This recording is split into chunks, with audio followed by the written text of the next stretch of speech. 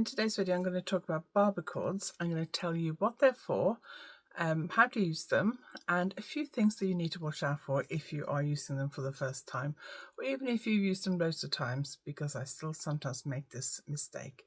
So I'm going to talk all about barber cords today. I'm going to show you what I use them for and give you some ideas for why these might become an essential part of your toolkit. So I did a video fairly recently, before Christmas I think it was, where I talked about the top 3 tools that I cannot live without, and this was on the list. So I hope you enjoyed today's video.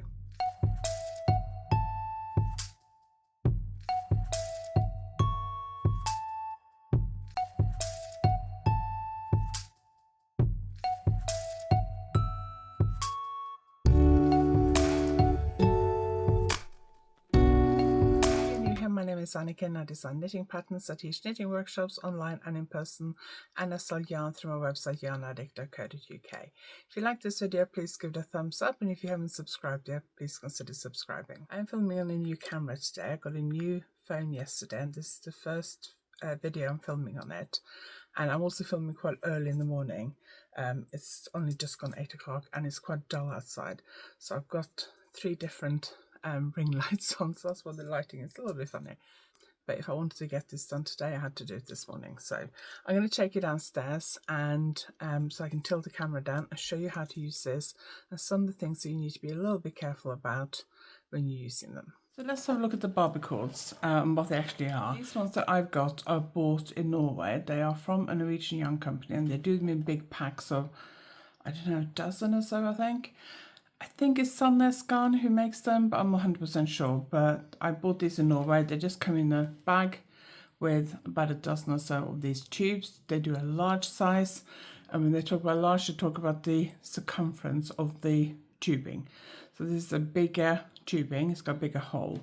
And then they do smaller ones that have a smaller circumference, so the hole is smaller. And it's basically just a hole of rubber tube.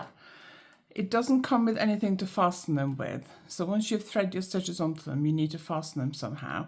And it doesn't come with that. But I've got some of these. I think these I got from Atomic Knitting in the UK. I will link her below, but I think you can buy these other places as well. And you can just tie them together once you've threaded them onto the barber cord. I'll demonstrate this on this project, which is a new garment I'm knitting. As you can see here, I already have the stitches here on the barber cord. So this garment is knitted top down. I knit the back first to the underarms, and then I picked up stitches for the front. So the back stitches I put on the barber cord, and I put one of these stoppers on each end so it doesn't fall off.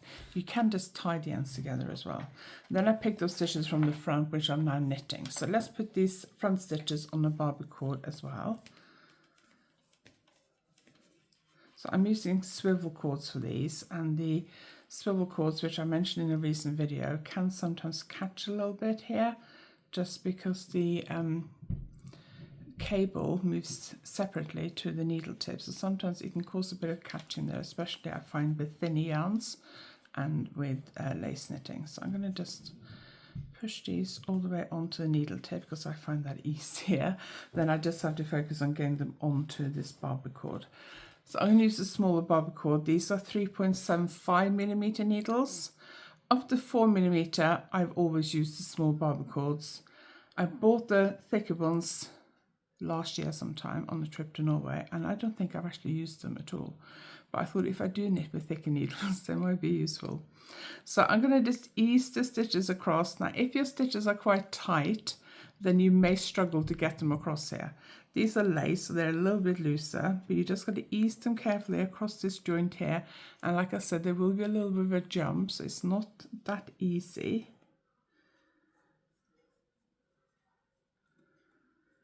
So just ease them very carefully. So sometimes if you, I'm going to just move these stitches away from the, because I don't want to actually drop any stitches. Sometimes if you're a bit careless and you pull a bit too hard, you can pull this off. And if that happens, when you actually pushing them across, if you pull a bit too hard and the stitches catch on this joint and you accidentally pull the barber cord off your knitting needle, you do end up with, you know, like 5 or 6 stitches just hanging in midair, and they can easily unravel. So if you're doing something difficult, which, you know, for some people difficult is stocking stitch, for other people difficult is brioche. So, you know, if you're doing something difficult for you and you're worried that if you drop a load of stitches you're going to struggle to pick them back up again, then be very careful as you do this. The only time I have dropped stitches is when I've been a bit rushed and been a bit careless. If I take care and I'm careful, then I don't have a problem. But sometimes I am in a bit of a hurry and I'm not paying attention or being as careful as I should be, and then obviously I have problems. So once you get all the stitches on, you can just pull that apart, pull the stitches into the middle of your needle, either put one of these on each end, or what you can do is just tie them together. One of my sample knitters now, if she has to send stuff back to me, that with stitches on hold, she will quite often put it on one of these, and then when I send her yarn next time, I will send it back to her, and she will usually just knot it together like this. And then your stitches sit there and you can get on with your knitting, or you can use the knitting needle for something else if you need to, or you can try it on. So I use this a lot for trying it on. And I know that if you use interchangeable needles, you can screw the tips off and put end stoppers on, and that works just as well. Sometimes your knitting needle may not be long enough for you to be able to take the needles tips off and try it on. So sometimes in the past I've split things onto 2 long circular needles and then tried it on. You can also thread it onto a piece of waste yarn. So waste yarn is just a piece of yarn that you put onto a thread through a sewing needle, and you thread that through all your stitches while they're sitting on your needle, and then you can either carry on knitting and use it as a lifeline, or you can just pull your needle out and try on your sweater or put them on hold or whatever you need to do. But I find these easier because these are much easier to get back on your needles. So I prefer the Barber cords to a piece of waste yarn, and I also prefer them to just having them sitting on the cable of the circular needle with a just taking the needle tips off and putting the end stoppers on.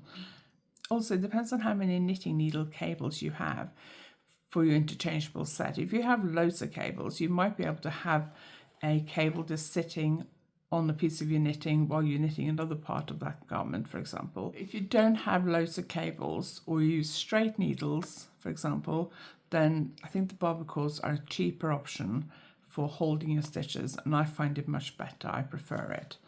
So now I'm going to put them back on my knitting needle. So to do that, I push the end of the Barber cord onto the knitting needle, and then I'm going to push my stitches all the way up the Barber cord, and I tend to just push them all the way up in a group till they get to my knitting needle. Now this time it's easier because this jump, you're going with that jump rather than against it, if that makes sense. When you're pushing it this way, you can't feel it as much. When you're going that way, you can feel it. You know, if you pat a dog with short fur, or a horse or something like that, an animal with short fur, and you go with the fur, it feels nice and smooth. If you go against the fur, it makes the fur kind of fold the other way, if you like, and that's a bit like how this is. Okay, so I'm going to push these, and I do find this much easier. I rarely accidentally pull the cable off when I go this way. It's usually when I put them on the Barber cord that I accidentally pull the Barber cord off. This way is a lot easier. So just pull them on, pull this off, and then you're back to be able to knit. So in the UK, most of the places I've seen that sell Barber cords are indie dyers and some yarn shops, and they tend to have them in sets of, I don't know, 2, 3, 4 maybe, in a tin. Obviously, because you're getting the tin and everything else, you're paying a little bit more for that. You can also buy them in bulk on cheaper online sites, which I'm not that keen to promote, so I'm going to let you use your imagination and do your own searching. Obviously, you don't know what the quality is like, and yeah, I would prefer to buy from an indie dyer or a yarn shop if I had the opportunity, but I've seen loads of indie dyers especially sell these, and also some yarn shops.